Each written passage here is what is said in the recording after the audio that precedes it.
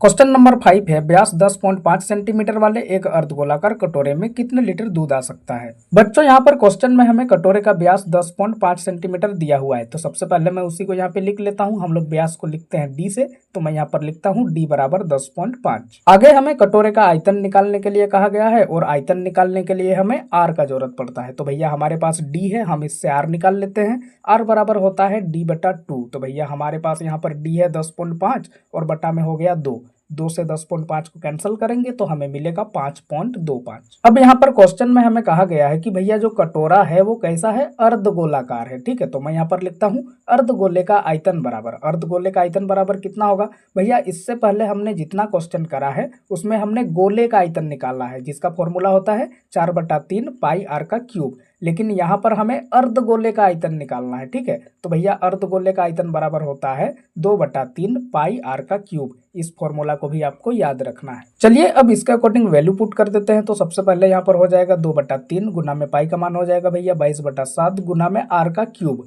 यानी आर के वैल्यू को हमें गुना में 3 बार लिखना है। तो भैया आर का वैल्यू हमने निकाला है 5.25, तो उसको मैं यहाँ पर 3 बार लिख देता हूँ। अब यहाँ पर मैं इस 3 से 5.25 को कैंसिल करता हूँ तो मुझे मिल जाता है 1.75। उसके बाद फिर मैं इस 7 से 1.75 को भी कैंसिल कर देता हूँ तो मुझे मिल जाता है 0.25। अब नीचे वाली सारी संख्याएं मेरी कैंसिल हो गई हैं, तो ऊपर में जो जो संख्याएं मेरी बच गई हैं उनको मैं आपस में गुना कर लूंगा। ठीक है, तो सबसे पहले मैं यहाँ पर ये 2 और 22 को आपस में गुना कर देता हूँ तो मुझे मिल जाता है 44। उसके बाद यहाँ पर जो ये 5.25 गुना 5.25 है और यहाँ पर जो ये 0.25 है, इन सबको अगर हम आपस में गुना करेंगे तो हमें थोड़ा लंबा आंसर मिलेगा। ठीक है, तो हमें उतना लंबा आंसर लिखने का कोई जरूरत नहीं है। हमें क्या करना है, अपने आंसर को पॉइंट के बाद 2 डिजिट तक रखना है। ठीक है, तो इन सबको जब हम गुना करेंगे तो हमें मिलेगा लगभग 6.89। तो मैं यहाँ पर लिख देता हूँ गुना में 6.89।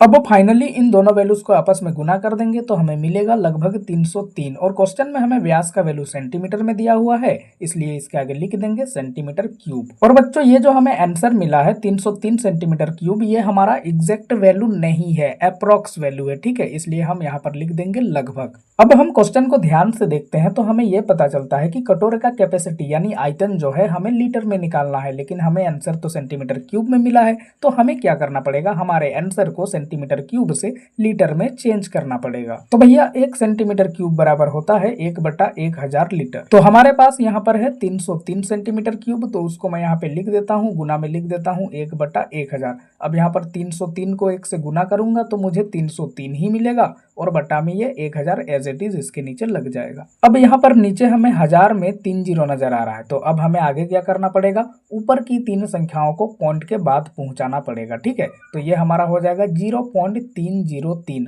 और ये हमने क्या किया, सेंटीमीटर क्यूब से लीटर में चेंज किया, तो इसके आगे हम लिख देंगे लीटर। और भैया यही हो जाएगा हमारा 5 नंबर के लिए आंसर।